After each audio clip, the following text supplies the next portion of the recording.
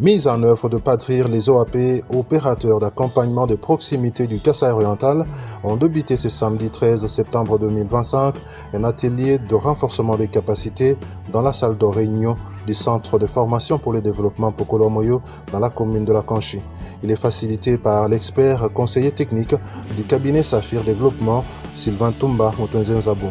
Cette formation s'inscrit dans le cadre de la mise en œuvre du programme d'appui au développement rural inclusif et résilient PADRIR. Elle porte sur le fondement juridique d'une coopérative selon WADA et les textes réglementaires du secteur pour une bonne gestion des affaires.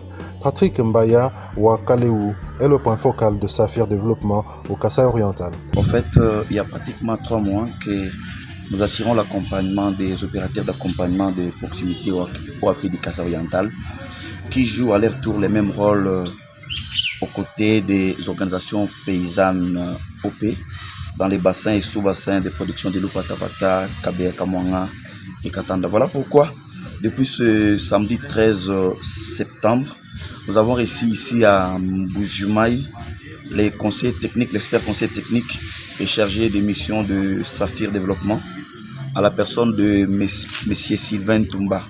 S'il faut vous brosser sur l'objectif de sa mission, il est venu animer un atelier de renforcement des capacités, comme vous l'avez dit, avec les OAP concernés.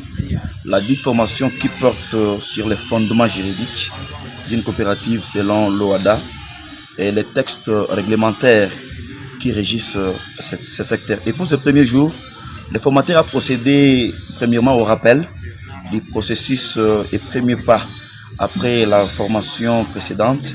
Et là, il est revenu sur le mandat général des OAP à côté des OP. Aujourd'hui, il nous a parlé de la création du modèle coopératif de l'OADA qui a vu jour depuis 1993. C'était en 2012 que la République démocratique du Congo, notre pays, avait adhéré à cette organisation qui visait l'organisation d'une bonne gestion dans le monde des affaires. Il nous a parlé de différents actes uniformes de l'OADA. Ici, il était question de se mettre d'accord sur la comptabilité utilisée par les OP, que les OAP accompagnent, ainsi que leur devoir vis-à-vis de la loi. Le formateur a aussi parlé de 3 types de lois qui doivent être scrupuleusement observées lorsqu'il s'agit de l'existence d'une structure X ou Y. Et là, il a parlé des lois qui définissent la nature, des lois qui définissent les secteurs d'activité, ainsi que celles qui organisent les opérations. Voilà, en synthèse, ce que nous avons eu à nous partager ce premier jour. Nous sommes très contents et je ne peux pas me mettre à la place des OAP, mais l'auditoire était vraiment content parce que la transmission de la matière était vraiment à la hauteur et tout le monde a apprécié de façon positive. Je pense que le projet PADRIR travaille jour et nuit pour accompagner les petits producteurs, donc avec l'objectif de réduire la pauvreté dans nos milieux ruraux.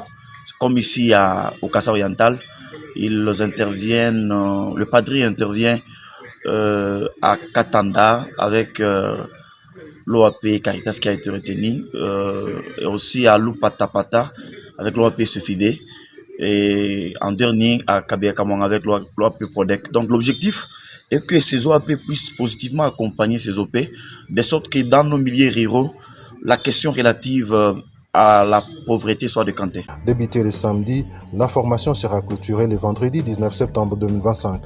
Signalons que la même formation est organisée dans la province de Lomami, précisément à Cabinda, avec le financement du Fonds international de développement agricole FIDA. Au cours de la deuxième journée, les participants ont suivi des notions sur la différence entre une coopérative et une organisation paysanne. Ils ont également réfléchi sur le choix à faire entre les deux structures. Sylvain Ntumba.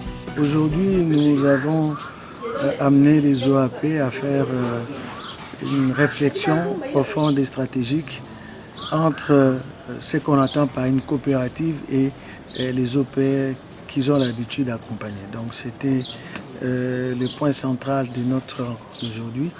Et là, comme vous observez, ils sont en train de de réfléchir sur les actes qu'ils posent habituellement pour identifier les différences et les ressemblances et s'il y a des innovations à introduire dans leur accompagnement, ce qu'ils devraient faire. Voilà un peu l'objet d'aujourd'hui et les résultats que nous allons obtenir vont servir pour introduire la matière de demain. Les différences qui existent, la première différence c'est quelle est la nature juridique des différentes organisations que nous accompagnons. Vous savez, la structuration a comme finalité doter les organisations d'une forme légale. Et là, ils ont vu entre les deux structures qui mettent en place quels sont les points de ressemblance.